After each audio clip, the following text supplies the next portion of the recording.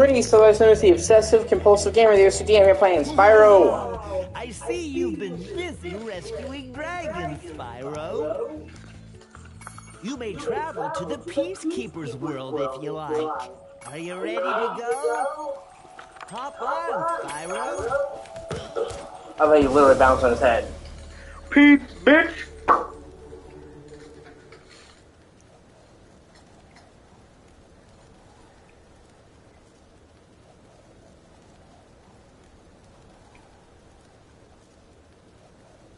And like I said, this game has the most hubs of any of the classic games, but the least fleshed out.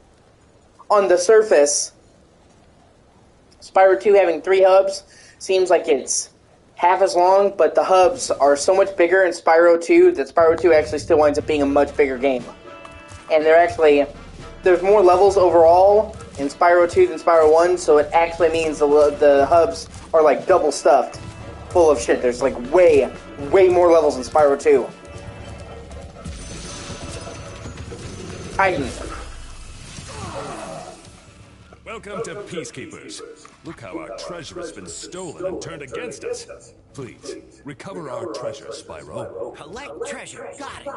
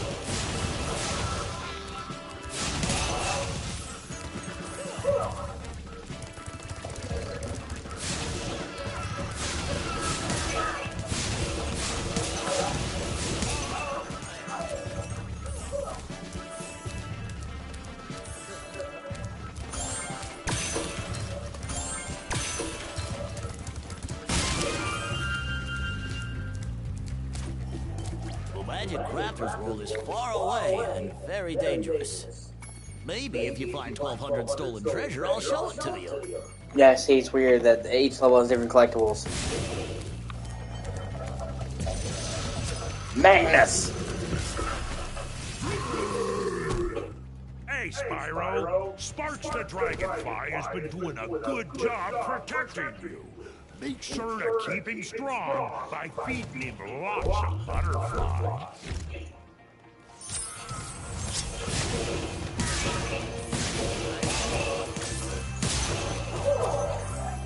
I love how he thought he was going to pull that off. He actually had to use the cannons to break open these metal chests over here.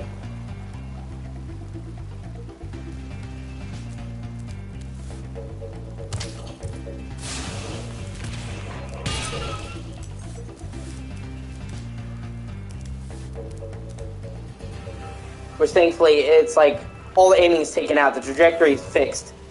So this could be a bitch, but it's really not.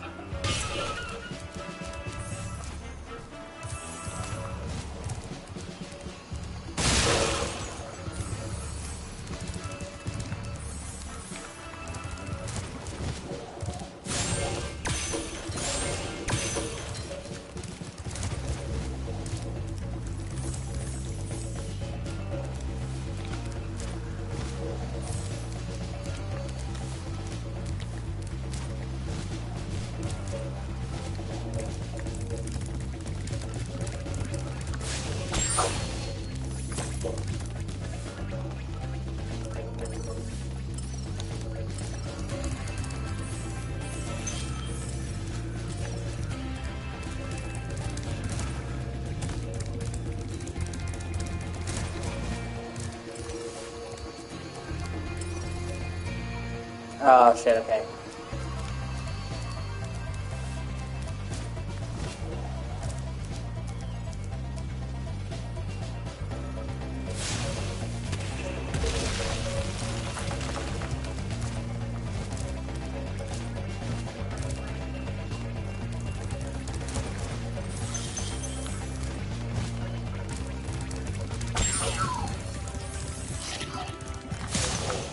Wow, I got that.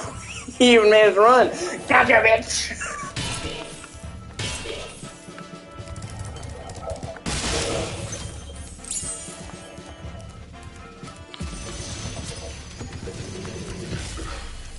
Gunner. Well done, Spyro. Keep up the good work, and I know you'll fulfill your destiny. Destiny? I just want to kick some. Just toast those enemies and collect the treasure. All dragons found. Fucking sweet. Yeah, now I gotta glide over there.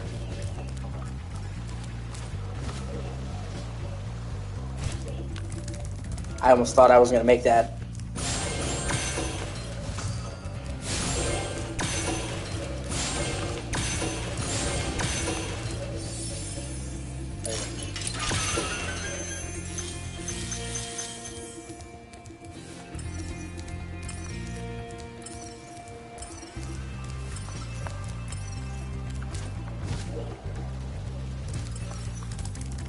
And starting with Spyro 2 and 3, they added it so that sparks would point you in the direction of any gems you were missing.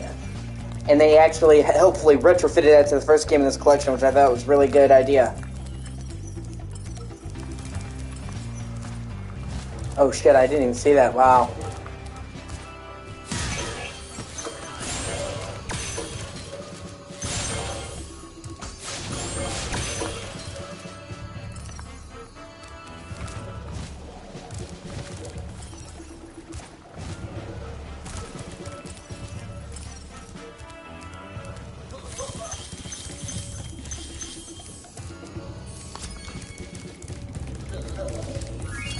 Fuck yeah.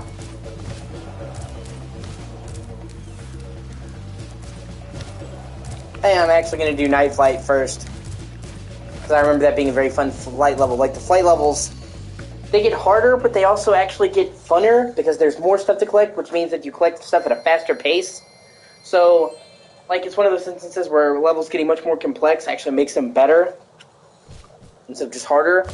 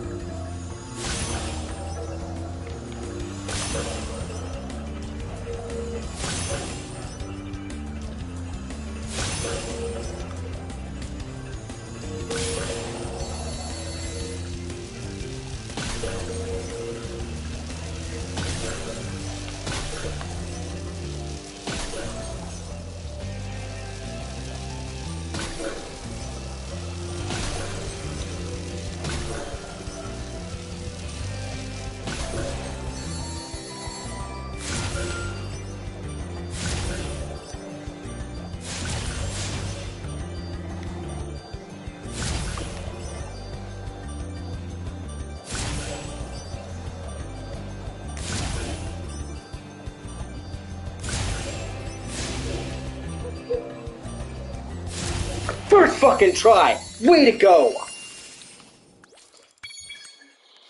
Oh, shit. Fuck, that was close. That was fun.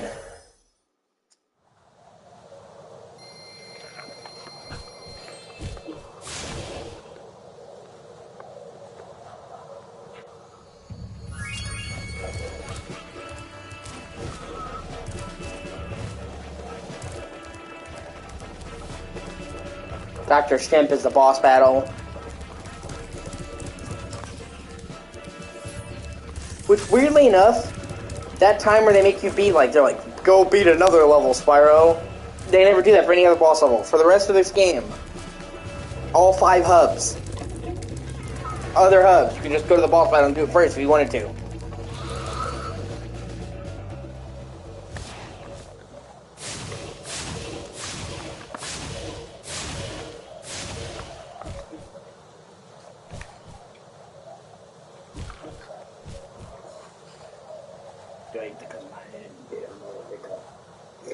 Move, yeah, you look at him.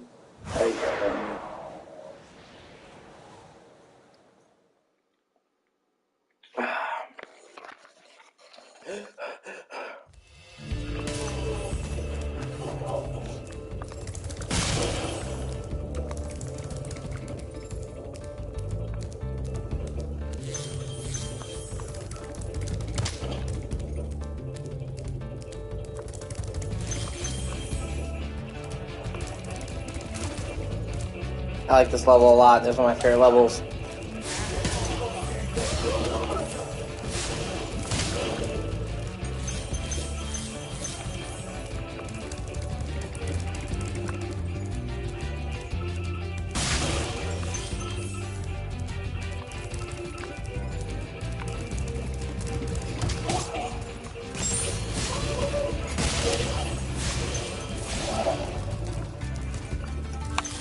It's nice, it's pretty, there's lots of verticality to it. I like how it's like a settlement.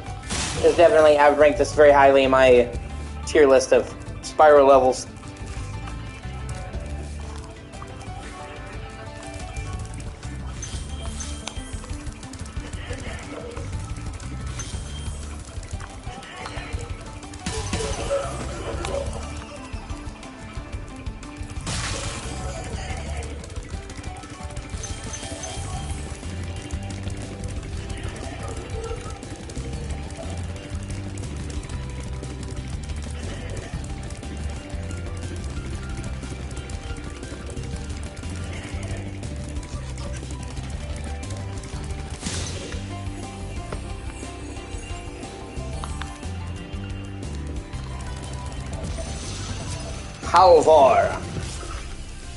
Halvor?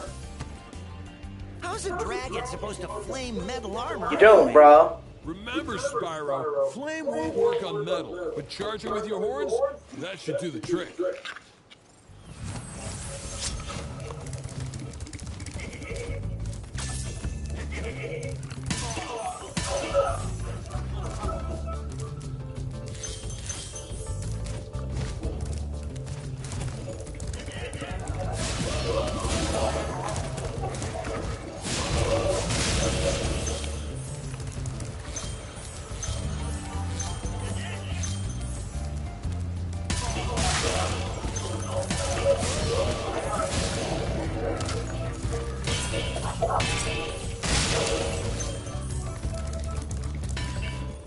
Yeah, I have to use Spyro for that.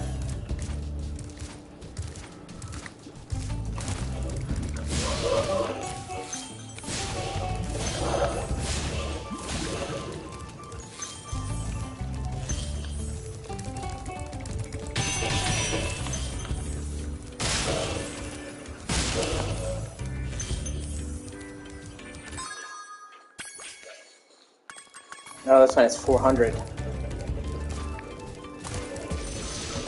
Inzo.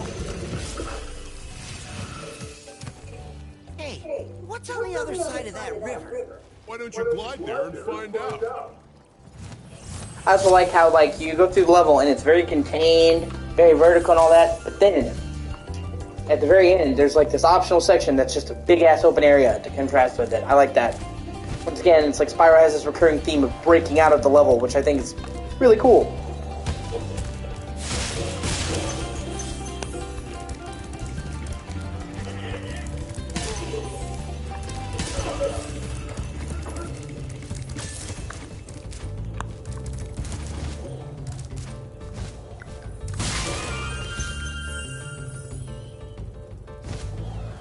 And I like how once you got up to here, you can just use that to skip to the waterfall. I dig shit like that.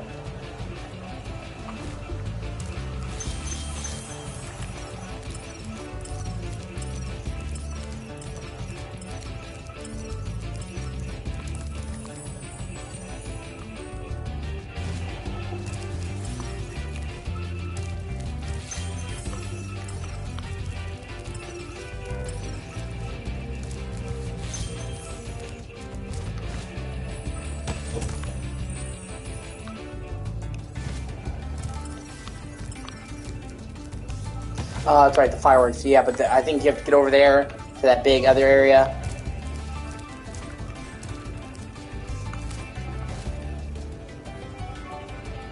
No, you have to shoot this. Gotcha.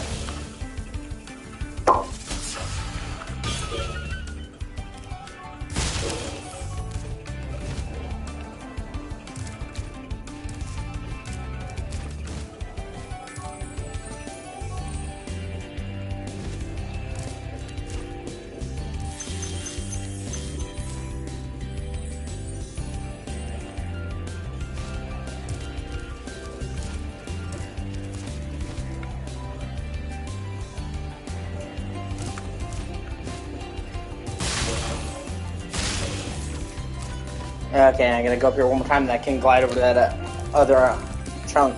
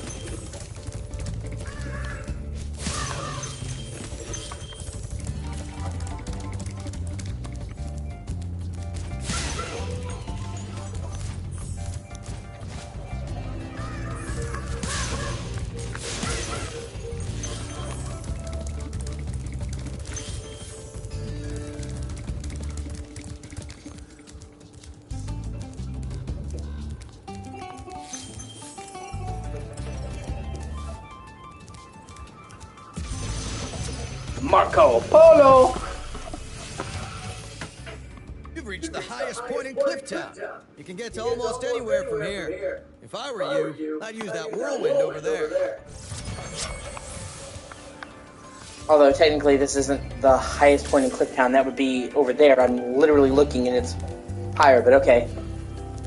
Just gave me fucking gimped up advice, bro.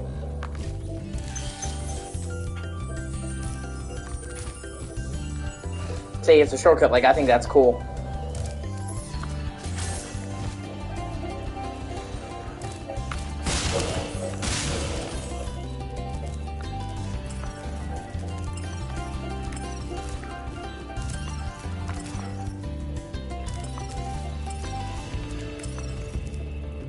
Okay.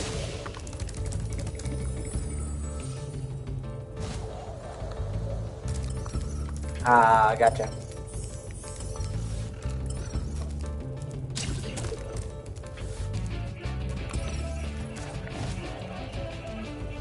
Oh man, that's actually pretty clever.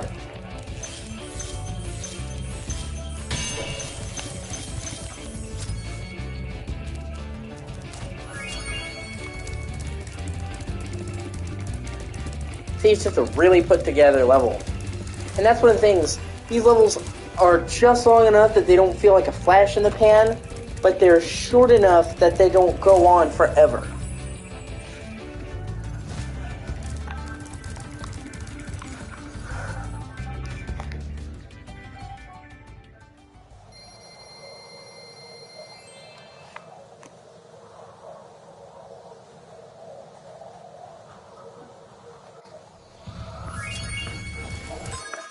One second, we'll be right back.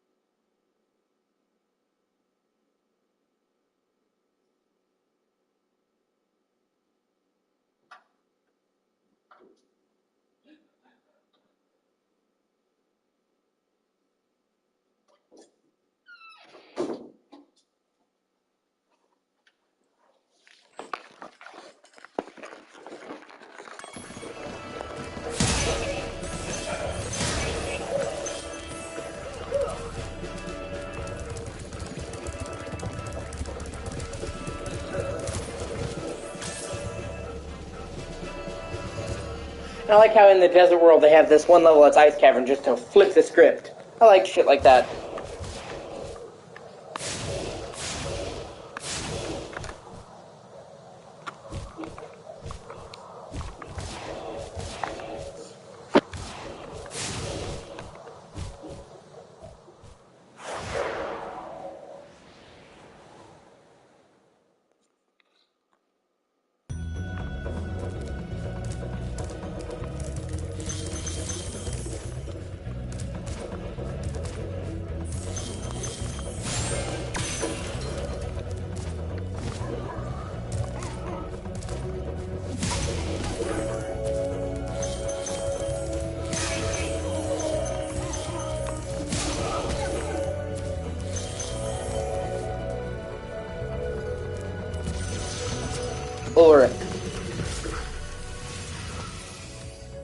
A word of caution, everyone. Wait until you grow big, like me, before charging those large enemies.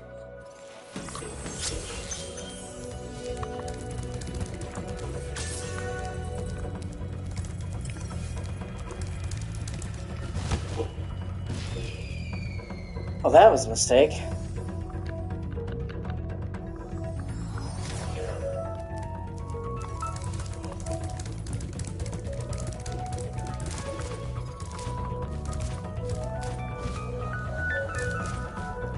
I also like how most of this level is situated on the outskirts of cliffs, so you can like see most of the level from the start. I like the draw distance on the gems, being able to see most of the gems from across the level. It's cool. I like shit like that a lot.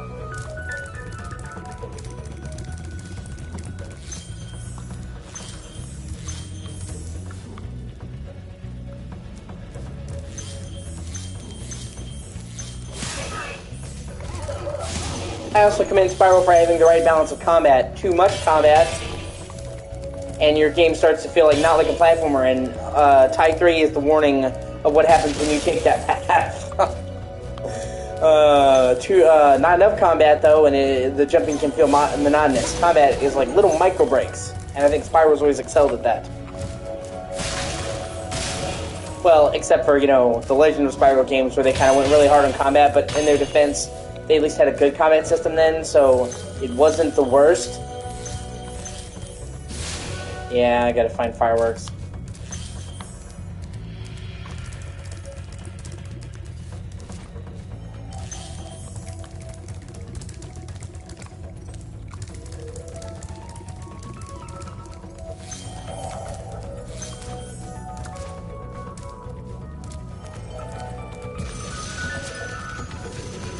Hodor.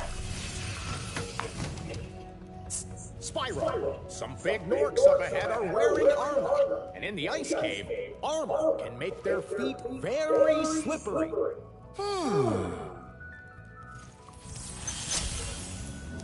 These kind of got to me because they honestly look like decorations instead of gems. No, they are. They are. Damn, fuck. Leave me to try to look smart.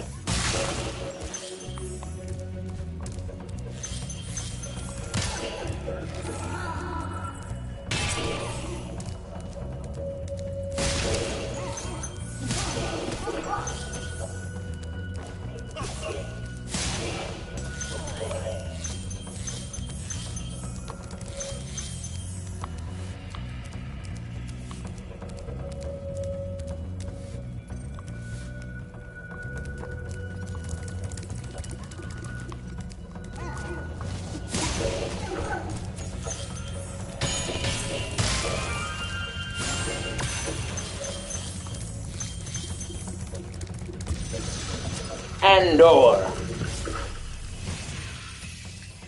Thank you for releasing me. I mean, just keeping it short and sweet. Okay. Actually, you wonder why are more of them saying that? Like, you were in stone before I saved you, bro. Show some fucking gratitude, bruh.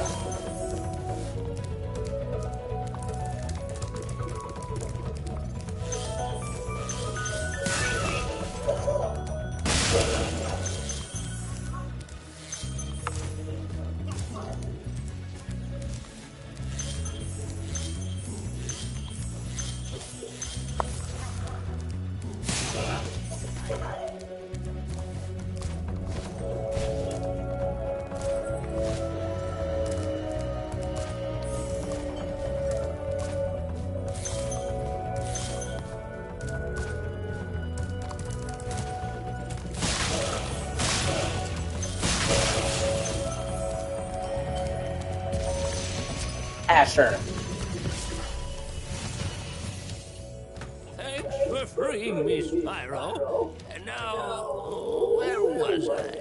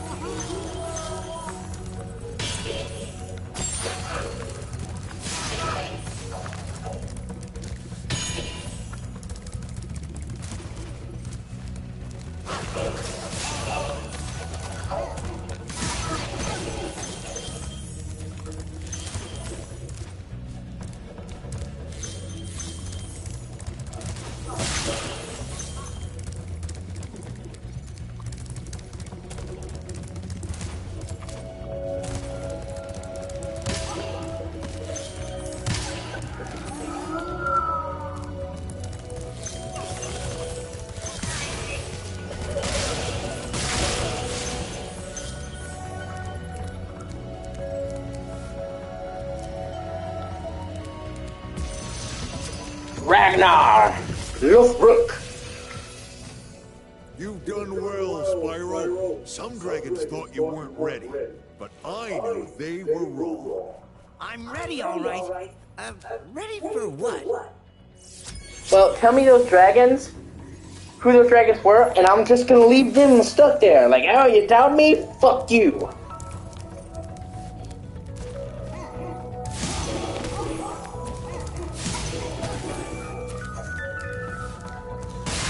They said you weren't ready, Spyro, but I knew they're wrong. No, they were right. Let them burn.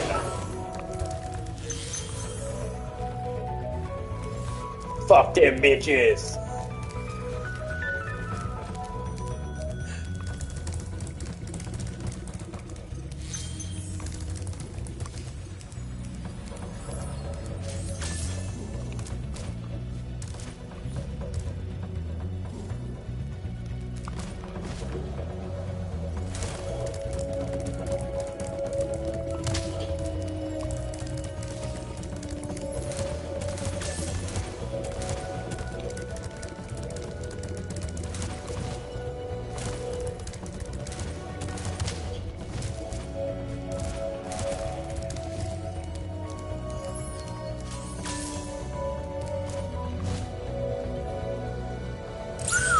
Shit.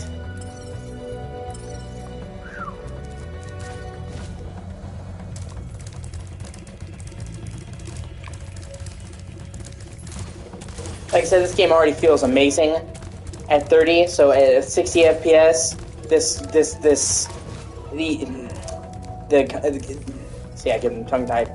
If the game already feels fucking smooth as shit at 30, at 60, this will be fucking sublime. And like I said, this game is made with PS4 and Xbox One in mind. It wasn't even the most demanding PS4 and Xbox One game. It looked good, but it wasn't groundbreaking. So it would be a no-brainer to run 60 fucking easy.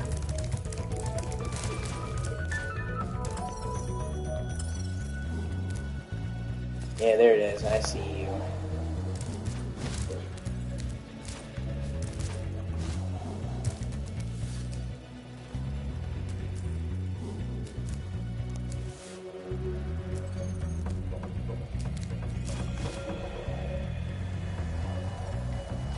Shit. Fuck.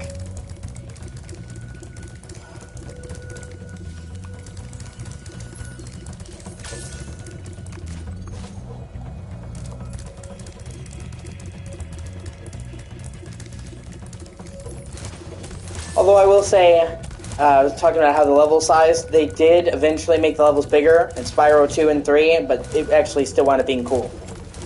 Because the levels were filled with more shit, so they didn't feel needlessly bigger, they felt legitimately bigger. Like, they're bigger, so there's more stuff in them.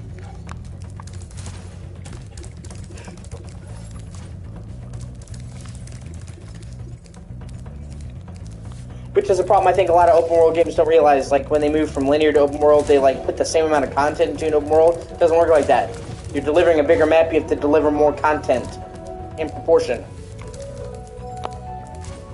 That's why for a lot of games, if they have to make a smaller map in order to make a denser map, because they don't have the money to make a massive map full of shit, I'm all for it.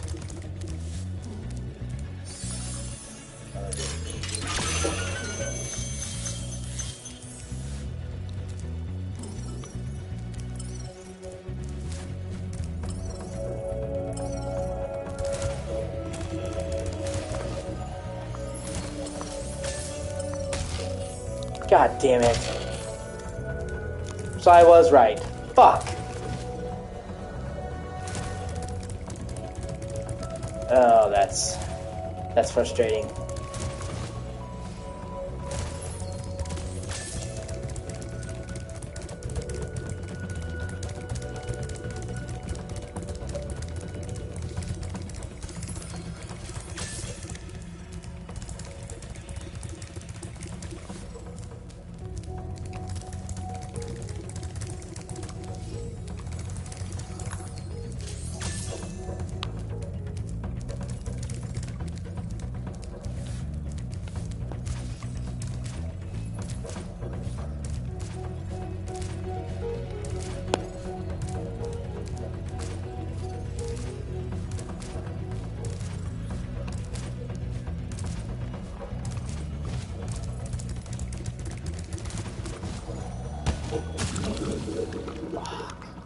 Oh well, it happens.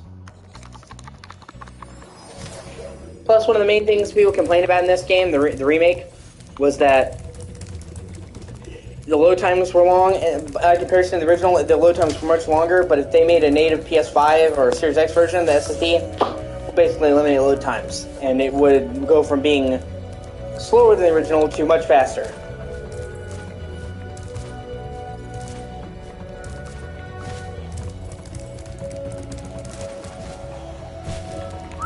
Shit.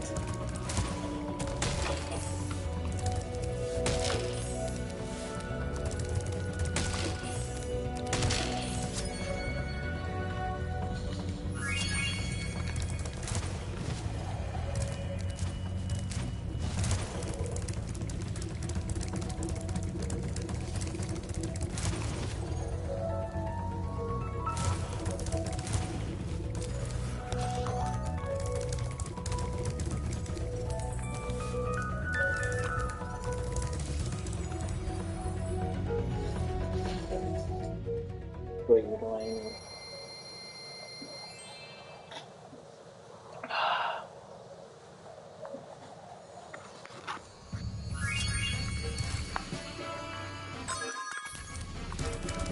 That's the ice cave done. Not gonna do Dr. Shemp. Already did Night Flight. I wish, though, on the map they would show you the entrances to other levels. I think that would be a really nice touch, honestly. Dry Canyon.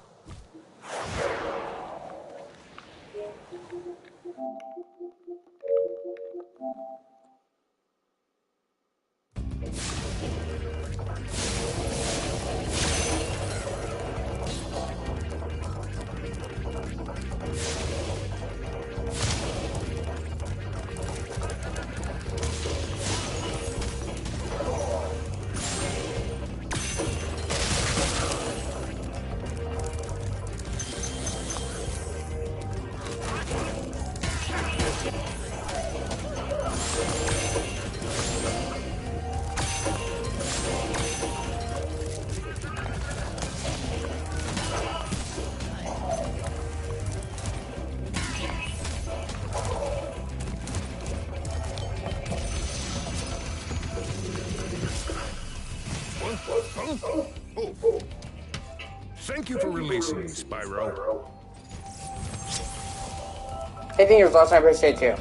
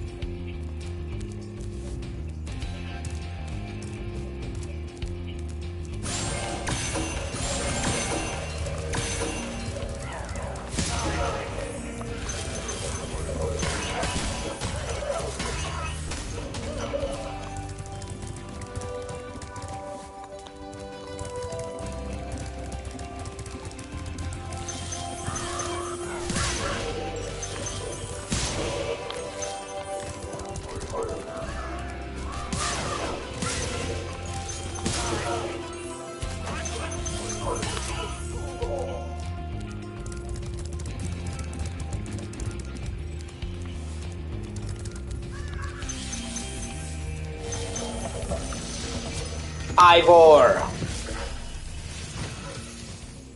Is that you, Spyro? Are you the young dragon I've been hearing so much about? Ever since you were a wee puff of smoke, we've known, You've known... I forget. If you read the manual, they actually talk about how Spyro was prophesized to be a big hero. So when you hear them say, I knew you were ready, or ever since you were little, that's what they're talking about. But if you play into modern games that don't have fucking manuals, you're not going to see that. I miss game manuals. I really do.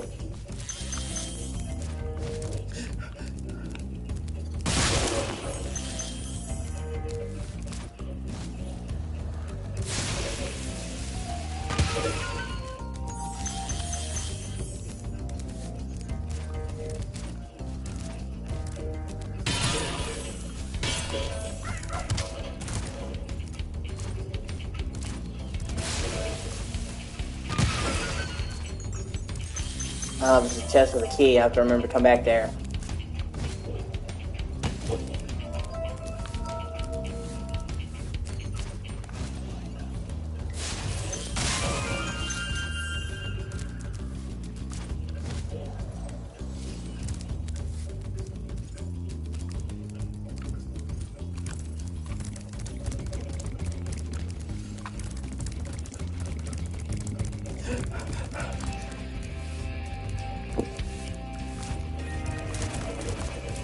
Like I said, I know that stuff's there. I'm just not going to get it because I can't get all the stuff till I get the key.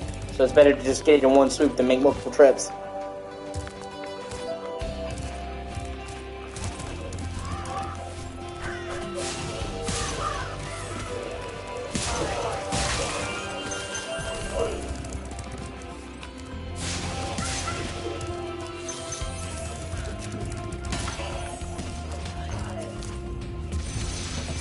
Boris. So it dragon free you. Dry Canyon rewards good gliders.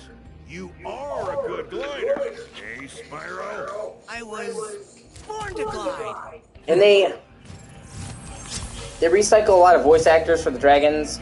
I mean, you kind of expect it, but I'm okay with that because they pick good voice actors. One of them is Aaron DePaul. He's the guy who plays Arden in Final Fantasy 15, and if you know me, you'll know that not only is Final Fantasy 15 one of my favorite Final Fantasies, but it's actually, Arden is my favorite Final Fantasy villain. And that was kind of his big break into gaming. He hadn't really done any gaming, and then he popped up. And as Arden, even people who don't like 15 will tell you that his role as Arden was fucking amazing. And then he just started popping up everywhere. Fucking,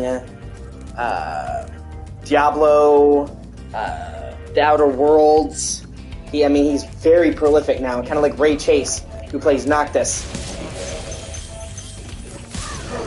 That was like one of his first big game roles, and now he's in all kinds of games. Not that there's anything wrong with that. Like I said, he's a great actor, so they both kind of made their bones. Just like Ben Starr, the guy who plays Clive in Final Fantasy 16, he didn't do almost any video game voice acting.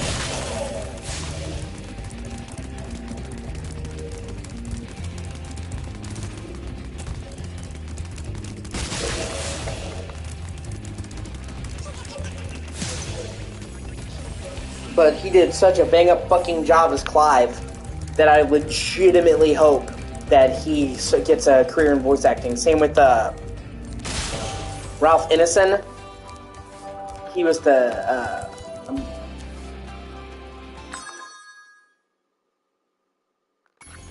was a movie actor, and he made his big break into games with two major games at the same time. He was starred in both Diablo 4 and Final Fantasy 16 as Sid, and I forget his name of Diablo 4. I haven't played it, but I know he's in it. I heard my dad playing it and heard his voice.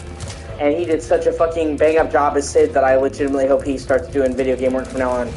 His voice is perfect, and he is a really good actor. And for a long time, there's a stigma that video game work was like lowbrow.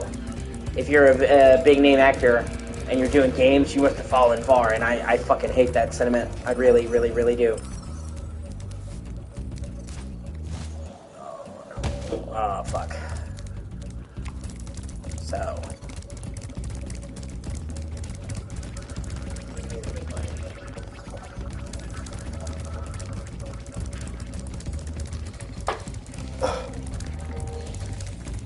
I do definitely think that some of the pay for actors in video games needs to improve, because I can understand originally why video game actors weren't paid as much as movie actors or show actors, because it required you to sit in a booth and it required much less stuff. You just sit in a booth and record it, and that's not saying that there wasn't hard, but it's a big difference, you know, sitting in a booth and recording your lines and actually getting out there and recording all this shit.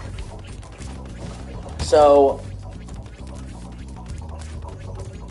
at the time, when video game voice acting was in its infancy, I understand why they weren't getting paid as much. They still got paid better than you or I on a daily job, like, you know, but not fuck you money. But now, with games employing extensive mocap to where it's the standards, the norm, they have to actually get dressed up in kits and fully act it out. They have stages, and they said for like a big games like Uncharted, Last of Us 2, they literally are there for months, and for some massive games like Red Dead Redemption 2, fucking years. Years. And they're literally doing the amount of acting that you would in a movie, with their face, their performances, being on the actual set. And on top of that, there's the fact that most games are much, much longer than movies. You know, your average box office movie is 2-3 hours. Usually 3 hours is pushing it. Usually it's about 2 hours-ish.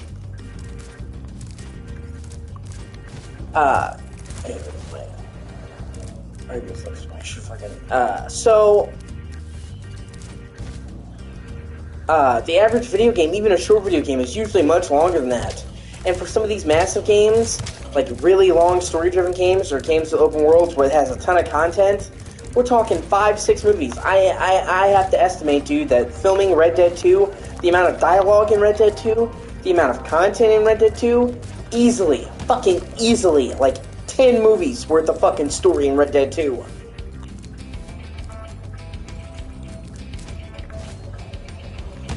Fuck. Like, it's honestly, the amount of content is ridiculous. So, they're not only doing the same kind of work, they're doing much more of it, and on top of that, games are now outgrossing movies 10-1. Like, it's not even a contest anymore. I mean, movies are still profitable, of course they are, but I'm saying games outgross them so fucking hard that, like, they are now the highest grossing form of media, more than shows, more than movies, more than comics, more than books, more than anything. Games make bank. Okay, so for these big name studios to be paying these people barely minimum wage for so much work and for games that make so much money does kind of chat my ass. Like, take Troy Baker. Troy Baker is everywhere. He's been in games for 20 years now. Games voice acting. He has done some of the most celebrated, awesome fucking performances you will ever see in a fucking game. Ever. Okay? Fucking Joel in The Last of Us. Talion in the Shadow of games. Yuri in Tales of Vesperia. Booker DeWitt in Bioshock Infinite and its DLCs. Like, I can't even give you, like, all of them, because he's done hundreds. And cumulatively, if you were to put together all the money of all the games he's been in, we are looking at, this guy, man has been in games worth at least $10 million. I guarantee you. His games have grossed so much money, and he's the fucking voice of all of them. He's such a large reason why people love Joel. And like I said, when you realize that he literally got in mocap and he played Joel, he was fucking Joel Miller.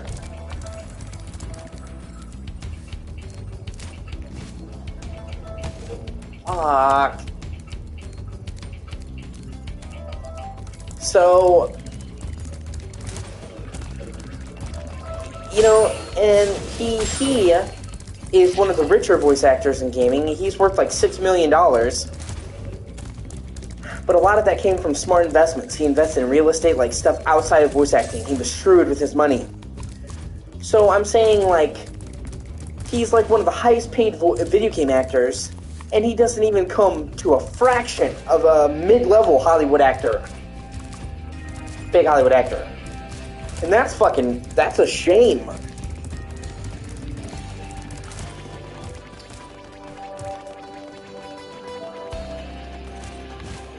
And it's something I hope we're able to correct. Fuck!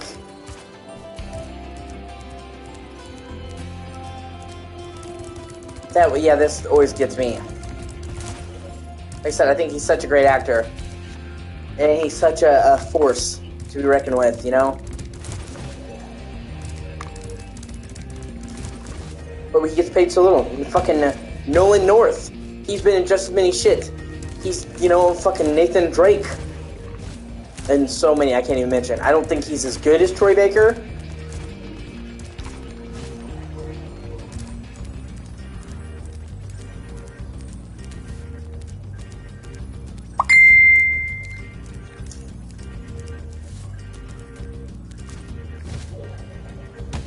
Fuck. Hold on. But he's still an amazing actor, and he deserves way more money than he's gotten.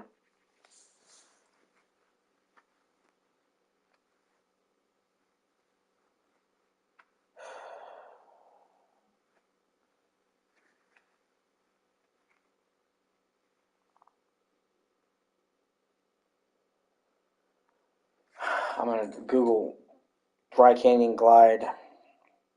This has pissed me off.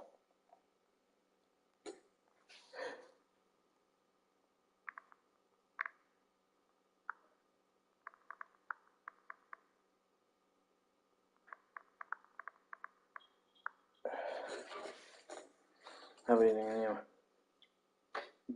Just God, he's doing sins and deals. God, please forgive me for doing sins and deals over this drink. Please undo the sins and deals. Make safe drink any of the parts of it consumed. I'm a dead man.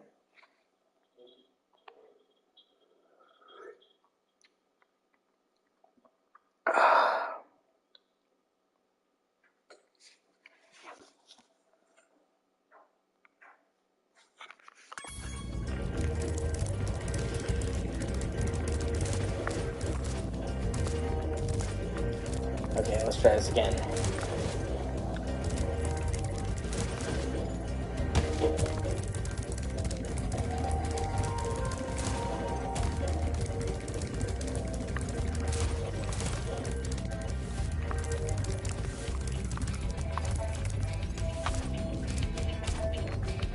Yes, it was.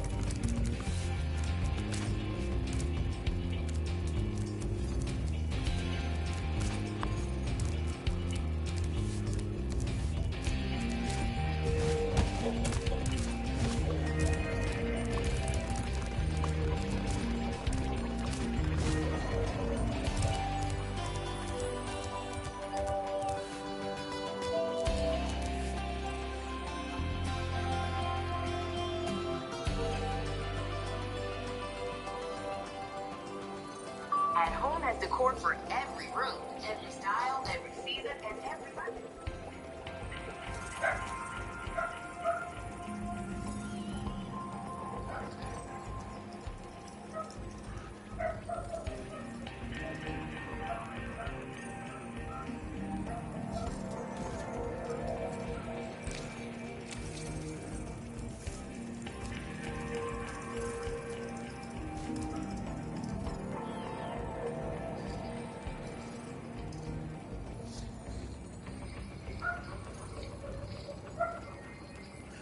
Oh, what the fuck? Hold on.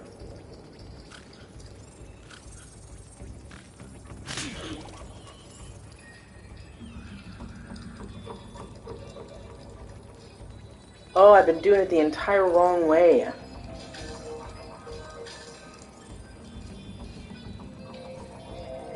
Wow, okay. Now I feel dumb. Oh well, shit happens. I've actually 100% completed this game and have the Platinum port. It's just been a few years, so a little shit like this I forgot.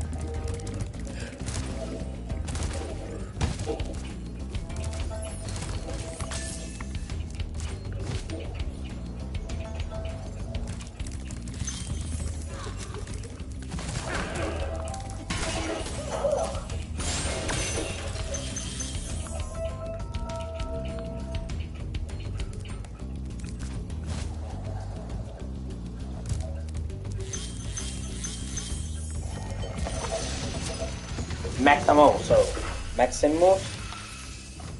Incredible glide, Spyro. I thought I'd be stuck here forever with those ugly vultures standing on my head. Those birds might look tough, but they're pretty tasty.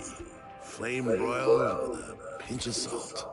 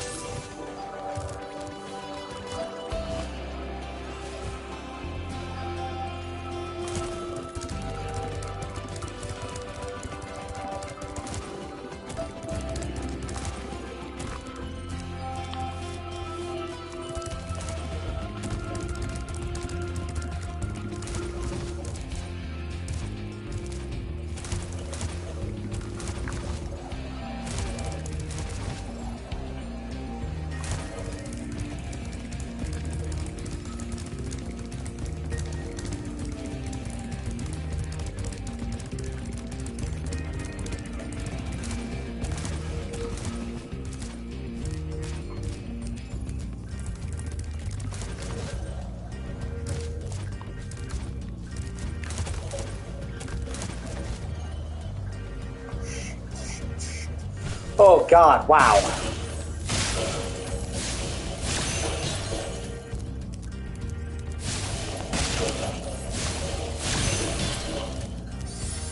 Right, but yeah, it looks like I should do and Gubby was like I should do.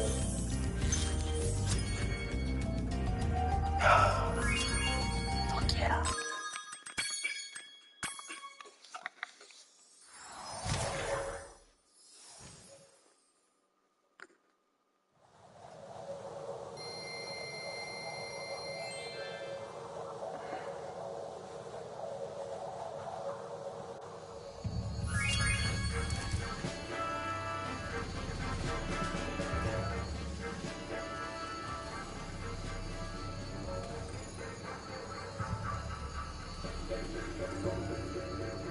Okay, now I'm gonna take a break. I'll be back.